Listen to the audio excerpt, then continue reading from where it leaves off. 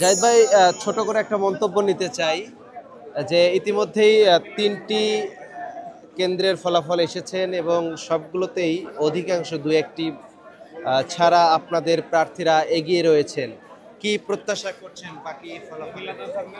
জি, আমরা এটাই শিক্ষার্থীদের কাছে প্রত্যাশা রেখেছিলাম। শিক্ষার্থীরা আমাদের উপর আস্থা রেখেছে আলহামদুলিল্লাহ। এখন আমরা যদি সার্বিক ফলাফলে এরকমভাবে এগিয়ে থাকি, আশা করি শিক্ষার্থীদের যে ইশতেহার আমরা দিয়েছি এটা বাস্তবায়ন করা আমাদের দায়িত্ব হিসেবে থাকবে এবং আমরা পূর্ণভাবে চেষ্টা করব ইনশাআল্লাহ। এবং শিক্ষার্থীদের সঙ্গে কথা বলছিলাম যে তাদের যে প্রত্যাশা নতুন নেতৃত্বের কাছে, বিশেষ করে শিক্ষা বান্ধব, তাদের যে বিশ্ববিদ্যালয়ে পড়াশোনার ক্ষেত্রে নানা ধরনের সংকট আছে, এই সংকট উত্তরণের জন্য আপনারা যদি নির্বাচিত হয়ে আসেন সেক্ষেত্রে আপনাদের ভূমিকা। শিক্ষার্থীরা যেহেতু আমাদের উপর আস্থা রাখতেছে, আমরা তাদের সংকটগুলো নিরসনের ক্ষেত্রে ভূমিকা রাখা আমাদের শুধু ভূমিকাই রাখা না, আমাদের দায়িত্বের পর্যায়ে পড়ে। আমরা আমাদের দায়িত্ব পালনের সর্বোচ্চ চেষ্টা করব।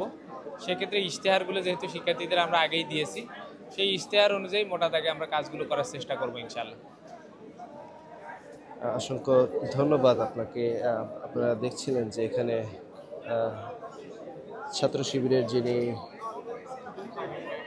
ভিপি প্রার্থী রয়েছেন তিনিও কিন্তু অপেক্ষা করছেন তার নেতাকর্মীদের নিয়ে। আমি যদি একটু দেখানোর চেষ্টা করি, একপাশে এলইডি স্ক্রিন রয়েছে, সাধারণ শিক্ষার্থীরা যেমন অপেক্ষা করছেন সেটি দেখার জন্য, ঠিক একইভাবে কিন্তু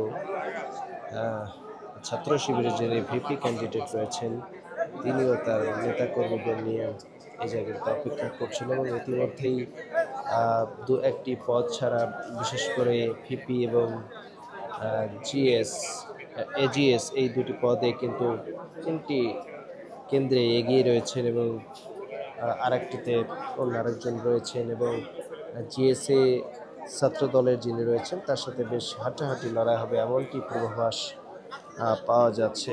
এবং আমি যদি আপনাদের আরেকটু পুরো জায়গাটি ঘুরিয়ে দেখানোর চেষ্টা করি, শিক্ষার্থীদের